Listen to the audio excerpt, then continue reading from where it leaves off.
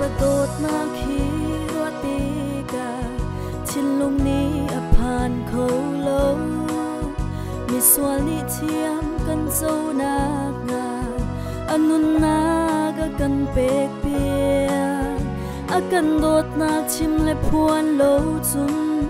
kan nun mei bang ina al hi ka rol tho bik chu adot na chim hi asi chim lo inum kho silo phuan lo inum kho silo kan nun a adot na khi kha in aliam kam mu mi chil bia te na le ka thai mi o phun kip na hi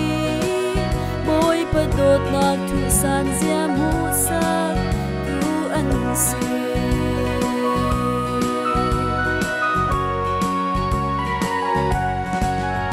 boy padot na khi wa ti ka chin lung ni aphan kho lo dot mi le dot kho ti lo mi anun na ga kan pe pia akan dot na chim le phuan lo chun kan nun mei bang ina al hi ka rol tho bik chu adot na chim hi asi chim lo inum kho silo phuan lo inum kho silo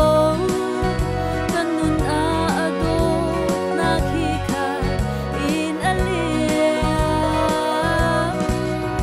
kam mu mi chil bia te na le ka thai mi o phun kip na hi boy padot na thu san zia mu sa tu an si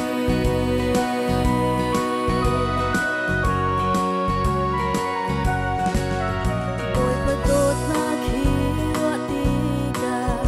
chin lung ni aphan kho lo swal men hel na ya na ding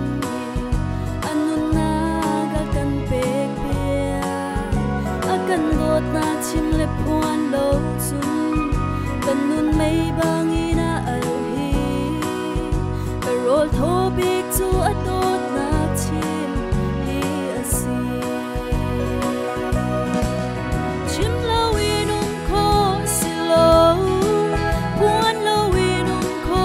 silo kan nun a adot na khi kha in aliam kam mu mi chil bia te na le ka thai mi o phun kip na hi boy padot na thu san zia mu sa tu an si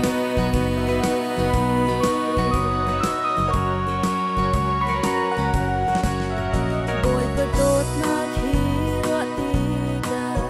chin lung ni aphan kho lo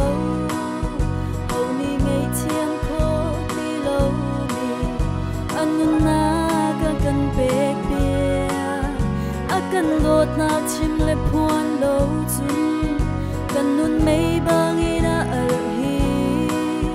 ka rol tho bik chu adot na chim hi asi chim lo inum kho silo phuan lo inum kho silo kan nun a adot na khi kha in aliam kam mu mi chil bia te na le ka thai mi o phun kip na hi boy padot na thu san zia mu sa tu an si